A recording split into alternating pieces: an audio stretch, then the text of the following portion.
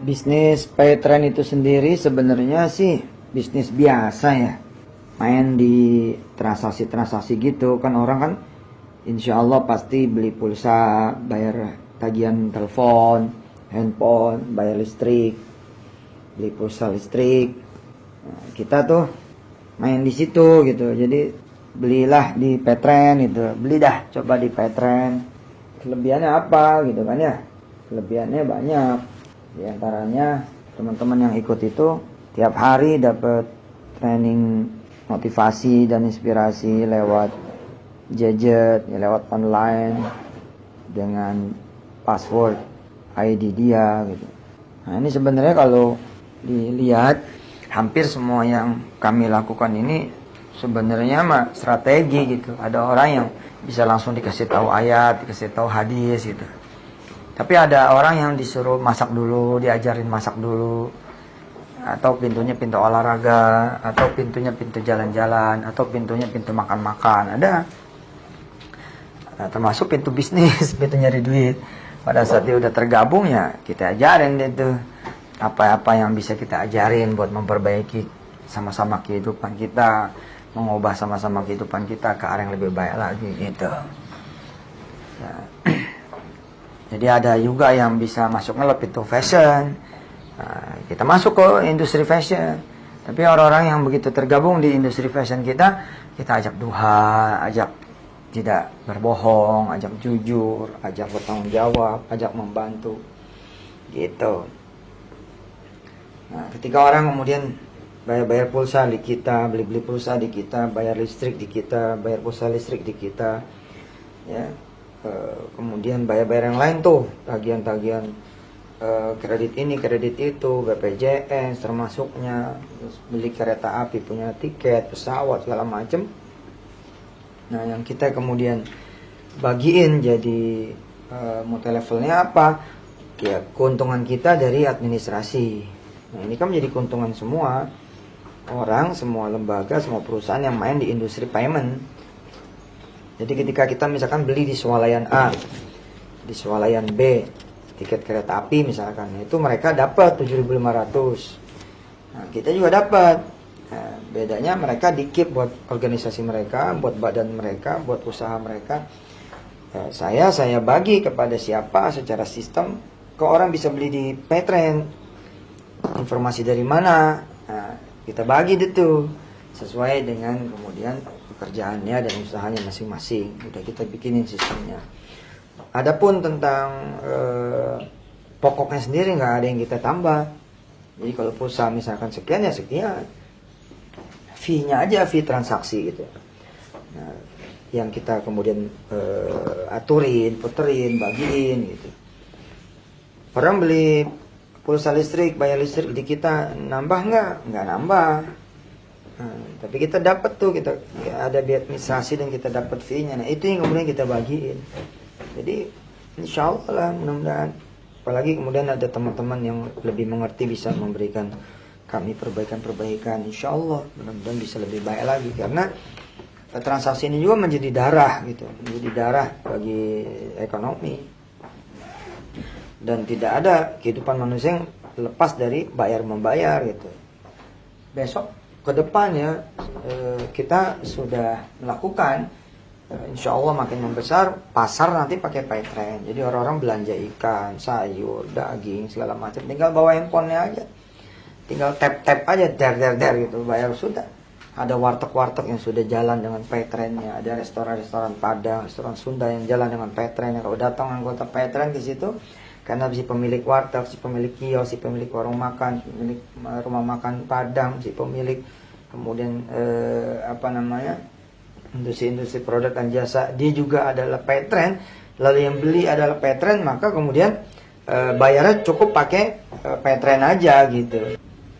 Nah, makin lama nih transaksi makin bagus ya, makin kemana-mana, apa aja tuh bisa, sekolahan, kuliah, kursus-kursus. Tol nanti insya Allah, tol juga Paytrend dikit lagi nih insya Allah. Bisa bayar pakai Paytrend, tinggal di tap aja. Kemudian bayar gaji karyawan. Ya benar-benar udah kayak bank gitu. Subhanallah. Apalagi kalau kemudian kita bisa nerapin single bank, atau banknya punya kita sendiri, bank syariahnya kita sendiri. Wow, keren. Nah, contoh ya, 1 juta pelanggan kita. Itu kan kalau mau bayar-bayar dia pasti deposit dulu. Nah, depositnya sekarang kan masih di banknya masing-masing. Besok kalau misalkan kita sudah dengan izin Allah punya bank syariah sendiri, kita single bank aja, jedar dipusatin. Waduh, kalau 1 juta, lalu kemudian bayar-bayarnya orang itu deposita 1 juta aja, itu 1 triliun loh. Ini kan untuk menggerakkan ekonomi umat, Masya Allah gitu. Kalau duitnya ada di tangan kita, kita yang mengendalikan dengan izin Allah. Ya kan, sebaik-baik duit juga dikendalikan sama yang saleh. Emangnya Ustaz Yusuf saleh apa?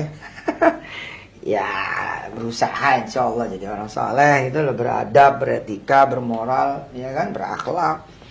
1 triliun loh. Dan pengalaman saya, orang-orang yang deposit itu paling makainya 40%, 50%. Sementara bulan depannya udah top up lagi. Jadi tabungan dia gitu. Dahsyat ini. Kalau bisa 10 juta, terus setiap orang tuh depositnya 2 juta. Karena dia mesti bayar angsuran mobilnya, angsuran rumahnya, angsuran motornya, BPJS, segala macam. Belum lagi perusahaan-perusahaan, dia taruh duitnya di situ ya kan. Buat bayar BPJS karyawannya, buat bayar kemudian pajak perusahaan dan karyawannya. Waduh, berapa tuh? Kalau 10 juta, 2 juta aja depositnya, deposit buat payment-paymentnya dia pada, itu udah 20 triliun loh. Wah, luar biasa. Nah, kita insya Allah menghindari money game kita. Untuk menghindari itu saya pakai Dr. Irfan Shauki Bek ya, anaknya putranya Kiai Didin, putranya Kiai Didin. Saya bilang tolong dibenahin deh ini, jangan sampai ada akad-akad yang batil, akad-akad yang salah. Saya juga datang ke sana kemari, ya minta nasihatnya. Setiap ada nasihat masuk akal dan keterima sama kita, terus juga kita rasa dia yang benar, dia yang betul, ya kita ikutin saran-saran yang perbaiki untuk menuju pada kesempurnaan insya Allah.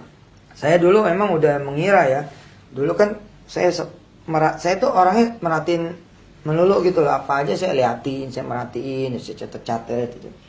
Nah, akan halnya dengan ini tuh dulu saya lihat iklan-iklan perbankan itu, ayo tingkatkan saldo Anda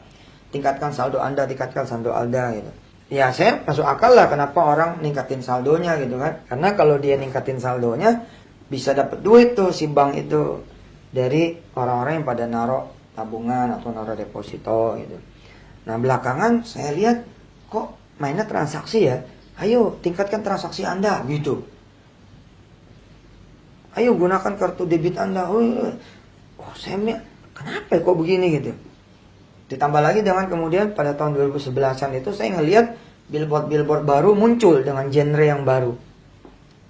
Ada BCA hadir dengan iPhone-nya, kemudian bank-bank lain juga berlomba mengiklankan tinggal klik doang. Banknya tuh 24 jam langsung di handphone Anda masing-masing.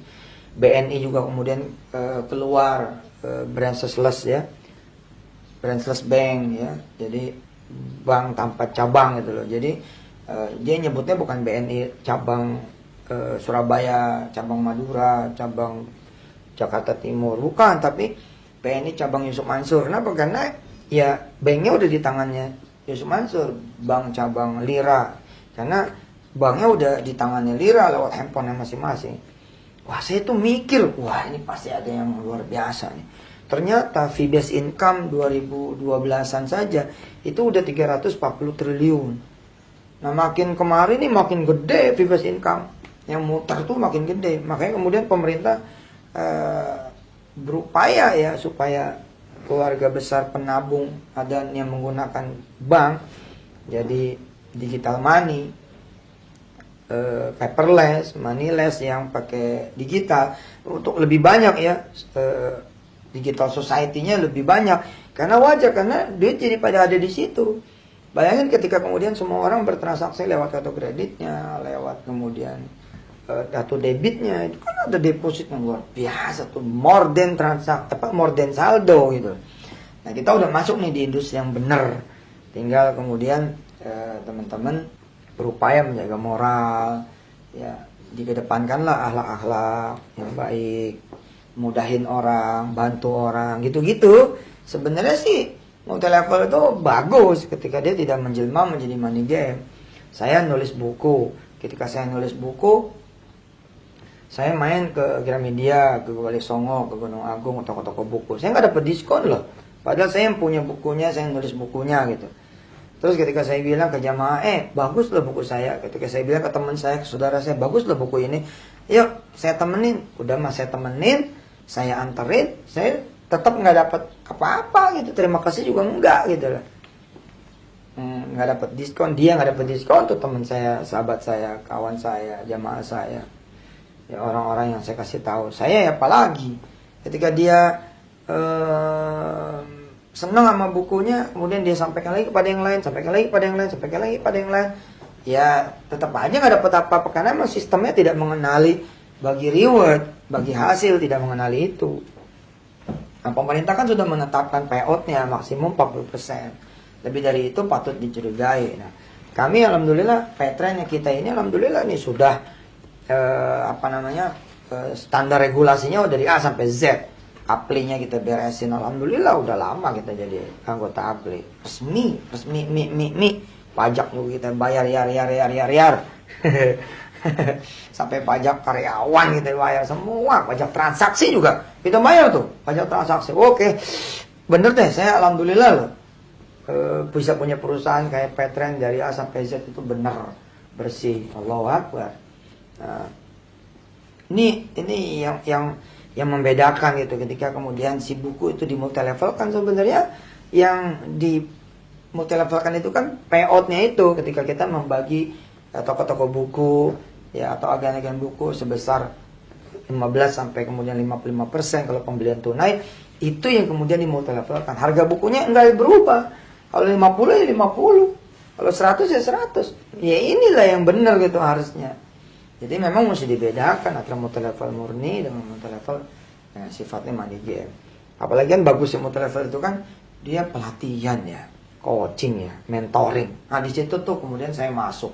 Bahkan sampai ke ngapal Quran. Ngapal Quran juga masuk ke sini, ngapal hadis segala macam. Pokoknya orang kalau udah masuk ya sebisa mungkin kita bina karena menjadi tanggung jawab kita kepada Allah. Kalau emang orang masuk, sholatnya gimana? Kan ditanya sama Allah. Loh, bukannya nggak ada urusan? Ada, karena dia udah jadi teman kita, udah jadi pelanggan kita. Insya Allah. Nah, saya sih benar-benar berharap mudah-mudahan Petren ini dipakai di seluruh dunia. Saat ini mungkin udah belasan negara yang ikut pakai, walaupun masih untuk orang Indonesia yang ada di sana, kayak di Hong Kong ya. The Hong Kongers ya, para kawan-kawan yang di Hong Kong itu sebelumnya kalau bayar listrik tergantung yang diminta sama orang-orang rumah mereka. Kalau orang rumah mereka bilang bayar listrik 700, ya 700 yang dibayar. Nah setelah mereka daftar, mereka jadi tahu, oh ternyata enggak 700 kan. Begitu dia daftar nih kan keluar tuh, dia mau bayar listrik kan keluar ya, sampai koma-komanya. Misalkan bayar listrik ternyata cuma 134.129 rupiah. Dan begitu keluar kan, dia jadi tahu, waduh selama ini kita dibohongin nih. Ya gitu. Orang-orang Taiwan, orang-orang Singapura. Ada teman saya di Mekah, tinggalnya di Mekah 2 tahun penuh. Dia percayakan jagain rumah dia di Ciledug. Ya, dia pasang saudara dia yang nggak kerja, dia gaji. Kemudian urusan pembayarannya dia transfer. Listrik, air, apalagi tuh, listrik, air, apalagi tuh, termasuk pulsa dia juga kalau habis minta kepada dia gitu. Ternyata selama 2 tahun tuh transaksi realnya listrik sama air dan pulsa itu nggak seperti yang diminta ke dia gitu. Dia taunya apa? Ketika dia udah jadi anggota Petren, dia daftarin ke tuh listriknya dia daftarin, nomor handphone dia daftarin segala macam, termasuk tagihan motor segala macam. Wah, udah dibagi duit ternyata masih ngelebihin juga ya. Pakai Petren nggak bisa. Kenapa? Karena kan ini digital, kelihatan dong angkanya. Oh gitu. Insya Allah dalam waktu yang tidak berapa lama lagi kita bisa mengirim uang seperti Western Union. Insya Allah nggak lama nih. Insya Allah dikit lagi, sebentar lagi Insya Allah. Terima kasih. Oh iya, satu lagi. Perusahaan-perusahaan kan pada bingung tuh ya. Termasuk lembaga-lembaga pendidikan juga pada bingung untuk bagaimana caranya meng-coaching dan mementoring keluarga besarnya. Nah dengan mendaftarkan mereka menjadi Petren, karyawan-karyawatinya, anak-anak muridnya, wali-wali santrinya, wali-wali muridnya menjadi Petrainer. Nah, kita sekalian ngocing sama mentor yang lewat handphone masing-masing. Seperti saya ngirim audio ini, tapi isinya adalah coaching dan mentoring. Thank you. Assalamualaikum.